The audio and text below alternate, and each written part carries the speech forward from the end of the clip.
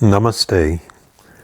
So thank you very much to people that came along and to our live audience for tuning in.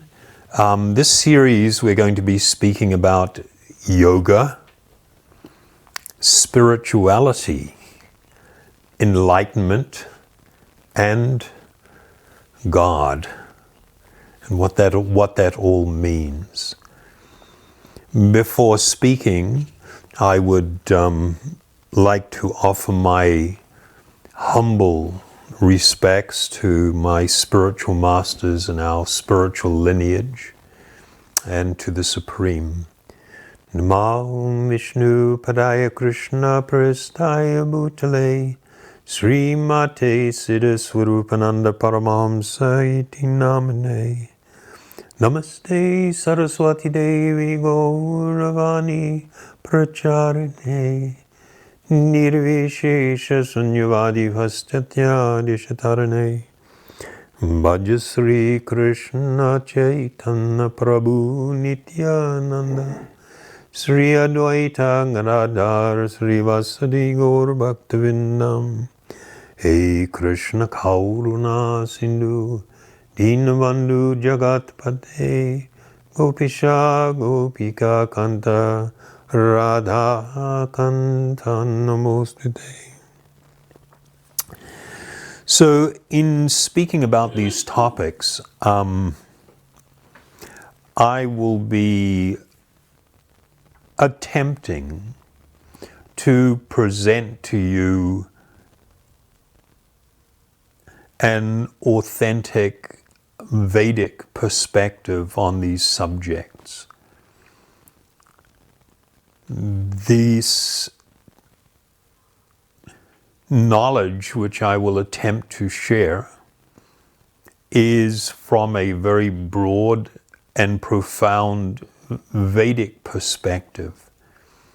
It is not a perspective from any one specific school of thought, although some people may want to frame it that way. This is the most ancient and authentic message of the Vedas.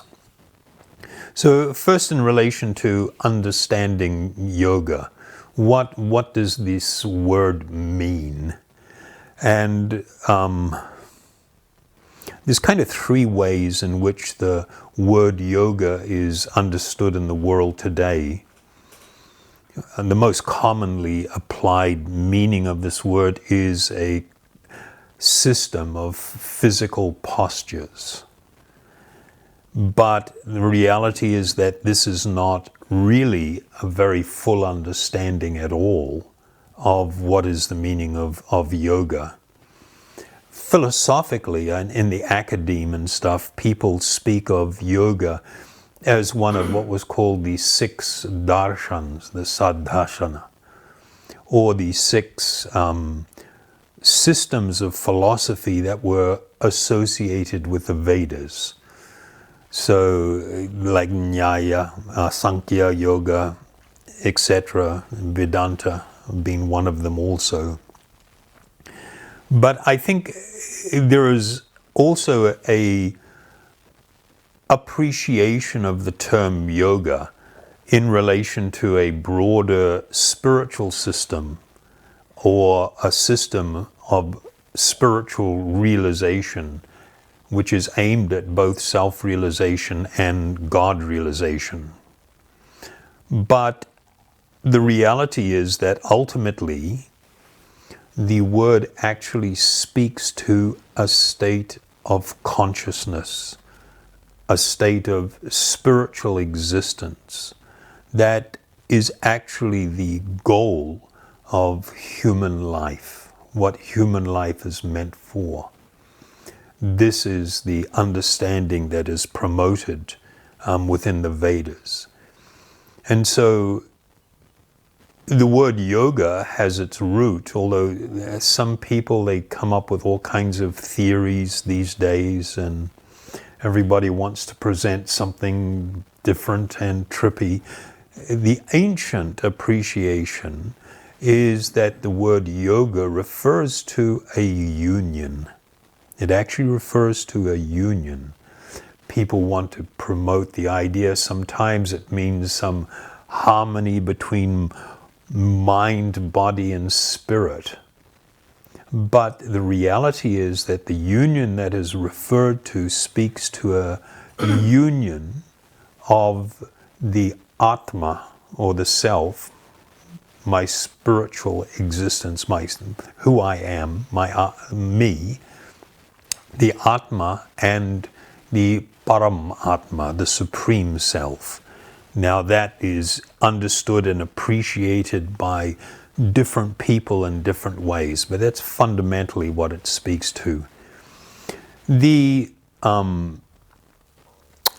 path of yoga as a broad path that is practiced in this world is extremely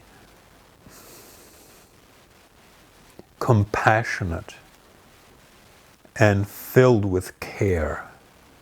The message is compassionate and filled with care. It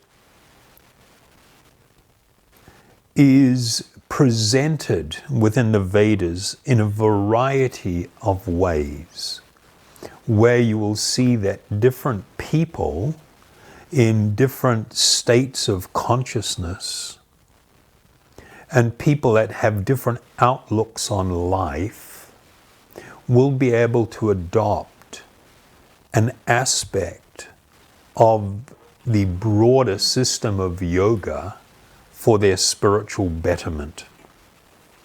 Now, what we're speaking about, of course, with that is the idea, the understanding of a very gradual and progressive journey towards transcendence. This gradual and progressive journey is not marked by like really hard lines. When this understanding, this very broad and encompassing understanding of yoga is not really fully embraced and appreciated, then we may see people want to divide themselves into groups and say, for instance, oh, I'm a hatha yogi, or I'm a jnana yogi, or I'm a bhakti yogi.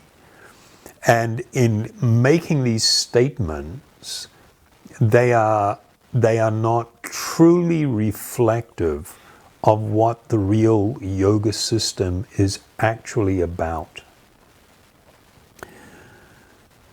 When people adopt this type of terminology, it's almost like they are considering something higher and something lower. And being possessed of material consciousness, we may seek somehow to elevate ourselves by speaking highly of ourselves, or to lower somebody else's status in life by assigning sort of like a label to them. And so people tussle and struggle within their own minds and in dealing with others with this idea or misapplication of this idea of higher and lower. So while it is true that we may look at these different applications of yoga as like a ladder, we should not really look at them as being associated with higher and lower. That is not helpful for any individual to do that. It's kind of like as the sun rises, you can go from a condition of pitch blackness prior to the sun approaching the horizon when there's no moon, pitch darkness, to the sun sitting on the horizon in all its radiance and glory and everything being bright and clear and visible with color and everything all around us. And you cannot say that as the sun is rising, that there are different clear stages. We can see that it is a gradual transition. And in a similar way, the different processes of yoga, which are often referred to as paths of yoga, that are presented in the Vedas from the best perspective, should not be seen as very hard, boxes that we sort of lump people into.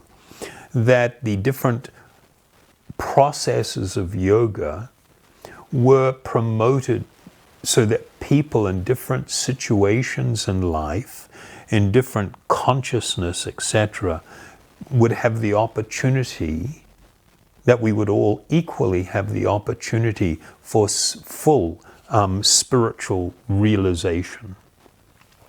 So earlier I just mentioned, some of the different types of yoga. I'd use the word jnana. Jnana refers to the pursuit of knowledge, of spiritual knowledge.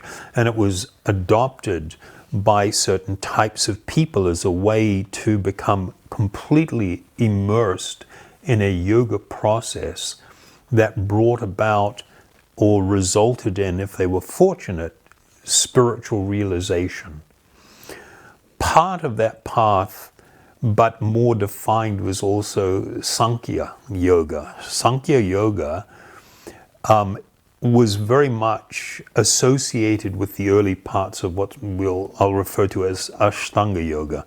Ashtanga Yoga was for the purpose. It was the eightfold path of yoga, where one gradually came to a position of spiritual realization. But Sankhya specifically deals with the analytical study of both spirit and matter in an attempt to have a profound and deep understanding and realization of my true spiritual existence and the nature of the world and my connection with it.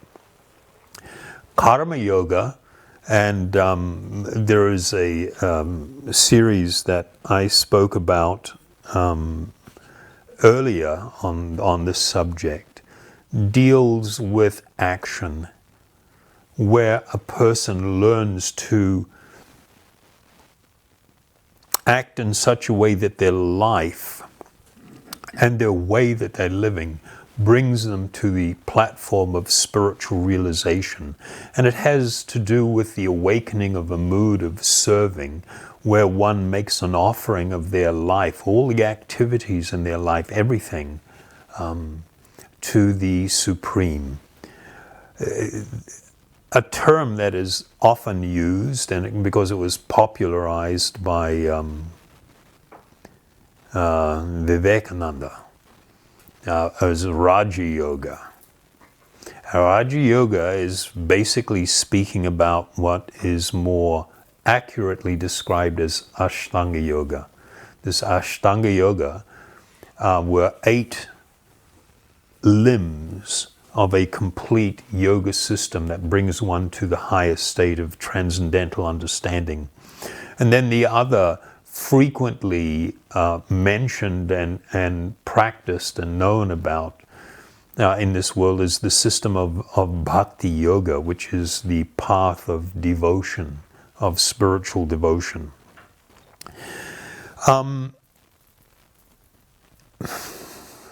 When we talk about yoga, we are encouraged to understand that it is not just an intellectual or philosophical or even physical pursuit or a practice, like when a person tries to acquire a skill or some activity that they add to their life, but rather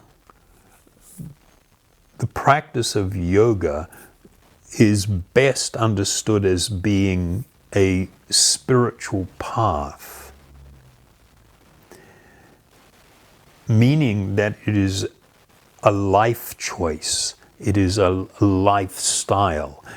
When a person enters onto a true yoga path, it becomes part of their entire life and everything that they're doing and how they're living, their motivations, their focus, their directions. So, this is different than just, okay, I got to do my yoga for a while, and you go and do your yoga and then you get back to your life and everything else. The system of yoga speaks about a transformation of consciousness, of total immersion and absorption. So the fundamental understandings of yoga are one, that I am a spiritual being, temporarily residing within this body.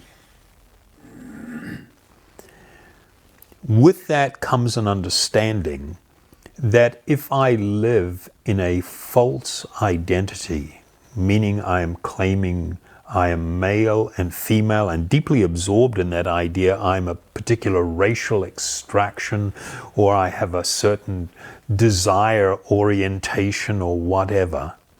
When I live in a state of falsely identifying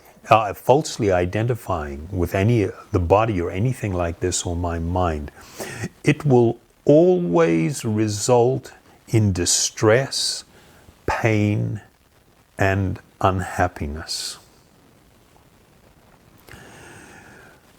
In relation to this world, and we're just dealing with things very briefly here, I should see in my yoga practice that this world is both temporary and it is not my home. If I try to make this my home and something that's permanently I'm going to be connected with, what I'm doing is seeking perfection in that which is imperfect. And we are really discouraged from doing this in the yoga process. I should see that I am actually a transient. I'm moving through this body, I am moving through this world, and I am a transient. And I should be more concerned about my eternal well-being rather than my temporary situation. Of course, I should pay attention, but that should not be the total focus of everything. So to, just clarify this understanding, I'll just read a couple of quotes from the Bhagavad-Purana, which is one of the amazing spiritual texts in the Vedas that speak about the yoga process. In this way, the conditioned soul refers to when the living being becomes overwhelmed with a bodily identity and is living in that state. In this way, the conditioned soul, living within the body, forgets his self-interest because he identifies himself with the body, and because the body is material, the natural tendency is to be attracted by the varieties that exist in the material world. And thus the living entity suffers the miseries of material existence.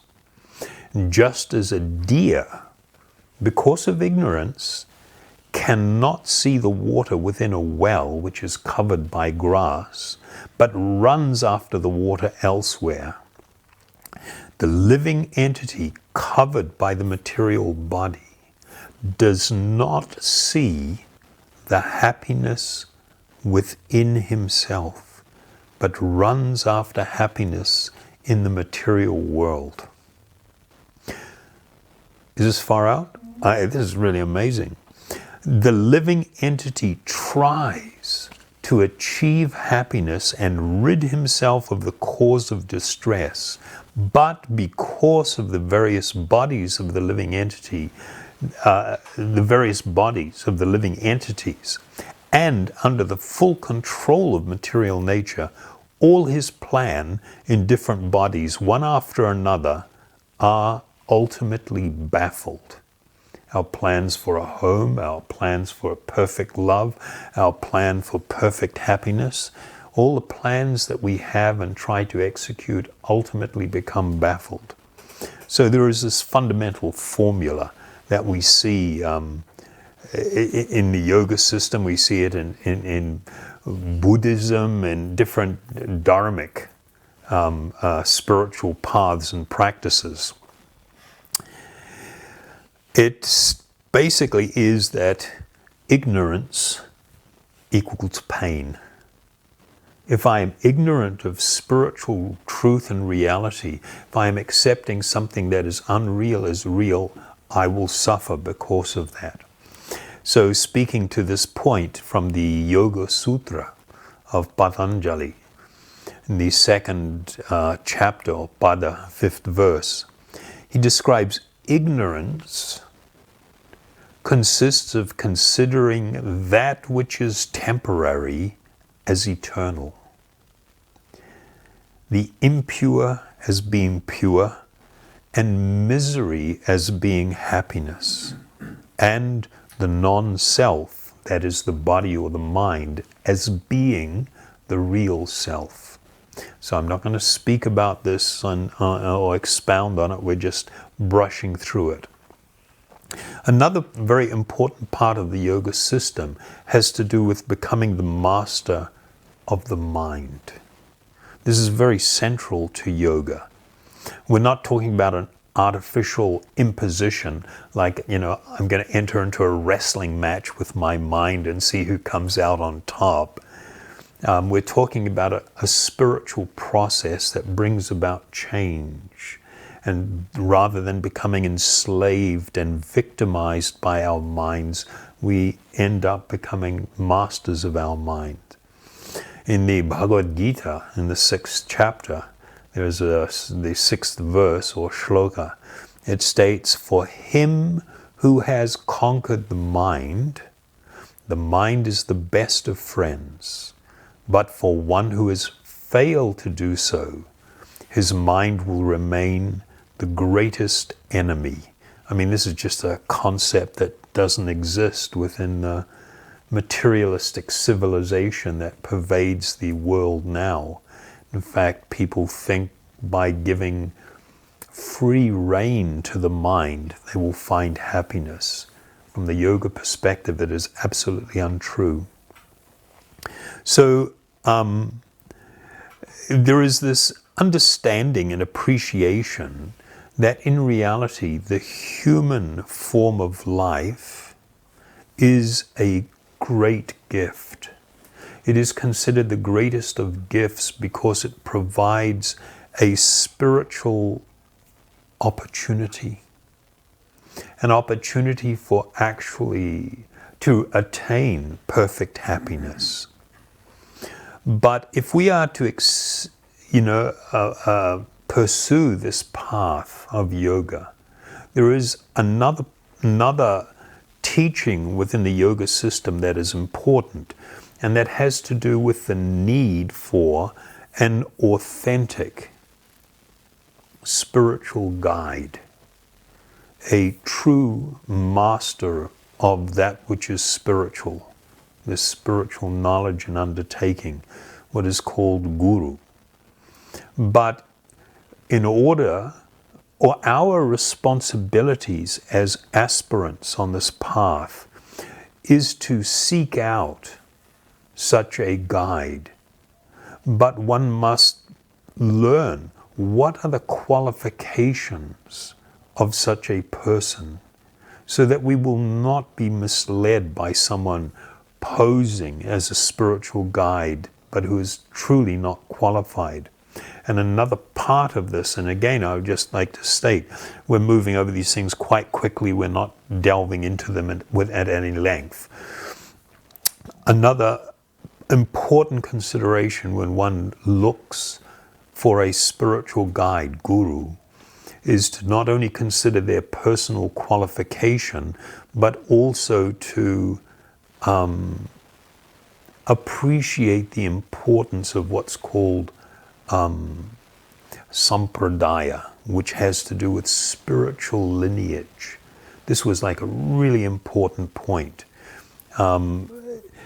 For people that are undertaking this pursuit of yoga, or anyone that's involved in most of the Eastern spiritual paths or religions, the understanding of the necessity of a spiritual master was considered pivotal.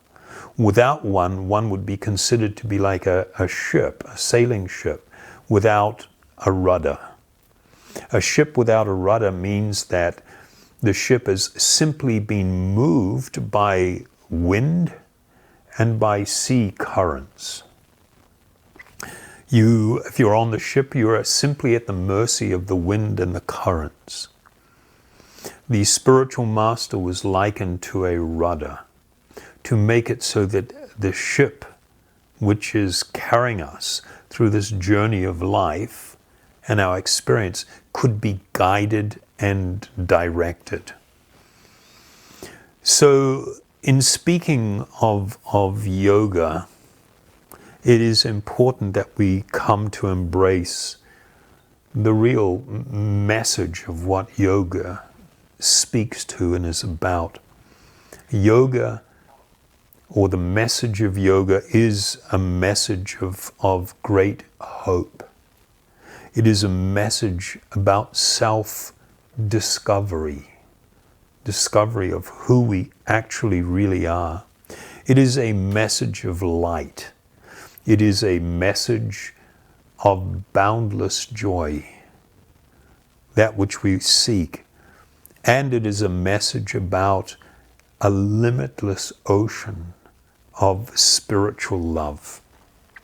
So in closing out today, I'd just like to finish with one amazing mantra from the Brihad Aranyaka Upanishad, where, and many people are familiar with this, the asatoma sadgamaya,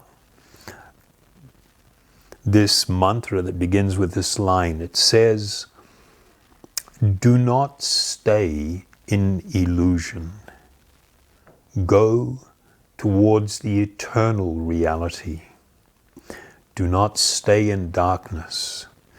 Go to the light. Jyotirgamaya. Do not suffer death. Become immortal." This is the motivation. This is the offering. What that means, we will try to discover as we deal with the other parts of this talk. Thank you very much for being with us today, and please join us. We are just going to have a brief kirtan meditation. We'll be chanting the mantra Gopala Govinda Rama Madana Mohana, and hopefully it will show up on the bottom of the screen. Thank you. Gopala Govinda Rama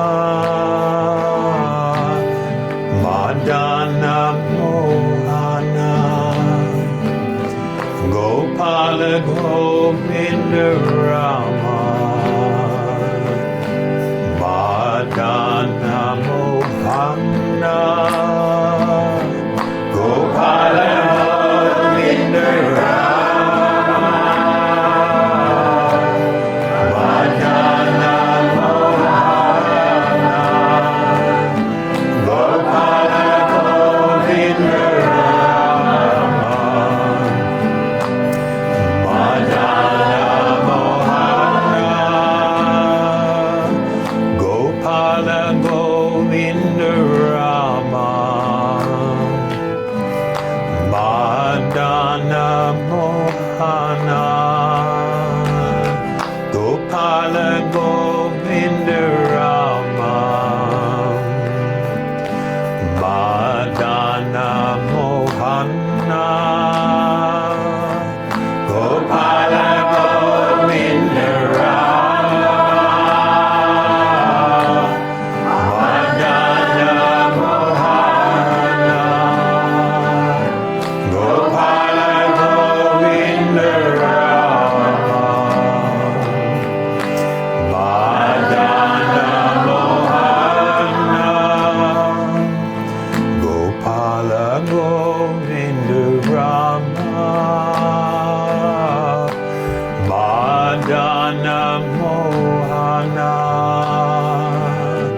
Gopala Govinda Rama, Madana Mohana, Gopala Govinda Rama, Madana Mohana, Gopala Govinda Rama, Madana Mohana, Gopala Govinda Rama, Madana Mohana, Gopala Govinda Rama, Madana Mohana, Gopala Govinda Rama, Madana Mohana, Gopala Govinda Rama, Madana Mohana, Gopala Govinda Rama, Madana Mohana,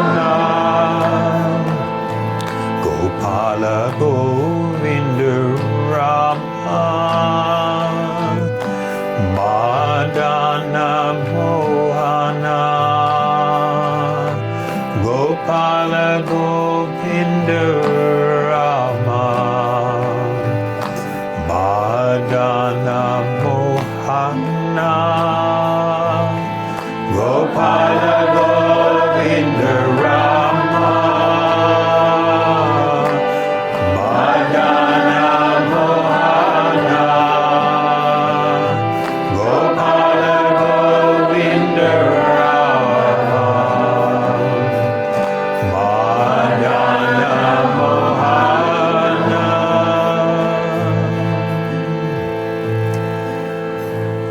Hari Bol, thank you very much. Oh.